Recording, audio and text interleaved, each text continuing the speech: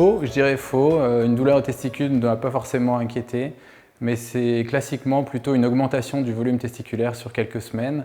Avec à la palpation, vous pouvez ressentir comme la taille d'un petit pois, un nodule, ou parfois plus volumineux, qui là pour le coup doit faire consulter.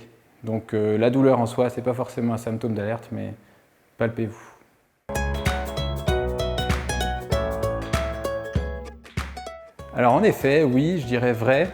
Lorsque vous avez un cancer du testicule, la première étape est souvent l'ablation du testicule. Ça permet de faire le diagnostic du cancer avant de vous proposer éventuellement d'autres traitements. Mais parfois, lorsque le cancer est simplement localisé au testicule, ce sera le seul traitement que vous aurez et ensuite vous aurez simplement une surveillance. Néanmoins, il y a plusieurs cas où l'ablation du testicule n'est pas systématique. Notamment lorsqu'on pense vraiment à une tumeur bénigne, là on ira vraiment conserver le maximum le testicule et enlever simplement le nodule. Le but, c'est de garder le maximum de testicules pour jouer son rôle de sécrétion de testostérone, mais également de sécrétion de spermatozoïdes pour avoir des enfants par la suite.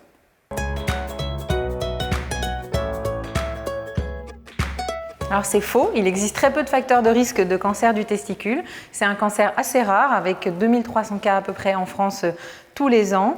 Les principaux facteurs de risque sont les antécédents familiaux au premier degré. Si son père ou un de ses frères a été malade, on a plus de risques de développer soi-même un cancer du testicule. Donc il est important d'essayer de s'auto-dépister en pratiquant l'autopalpation testiculaire une fois par mois.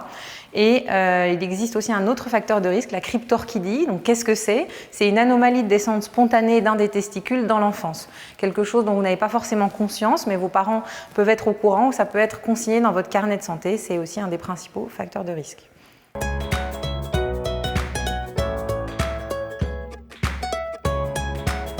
Donc non, c'est faux. Le gène BRCA peut prédisposer les hommes à certains types de cancers. Le cancer du sein chez l'homme, le cancer de la prostate, mais aussi le cancer du pancréas.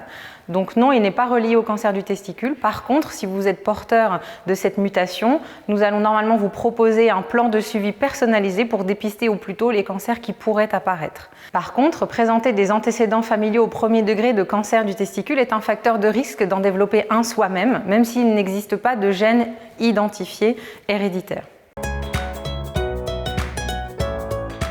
Alors c'est faux. Le cancer du testicule ou ses traitements, le plus souvent, peut en effet rendre stérile. Mais avant de faire le traitement, on aura pris soin de cryoconserver du sperme en banque de sperme, mais également au moment de la chirurgie, si le recueil n'a pas pu être possible avant, on peut conserver de la pulpe testiculaire et extraire de cette pulpe testiculaire saine des spermatozoïdes pour pouvoir concevoir des enfants plus tard. Et en plus, après avoir fait les traitements du cancer du testicule, la fertilité peut revenir quelques années plus tard, ce d'autant que les cancers surviennent chez un homme jeune, donc il a tout le temps de concevoir probablement après le traitement et la guérison de son cancer du testicule.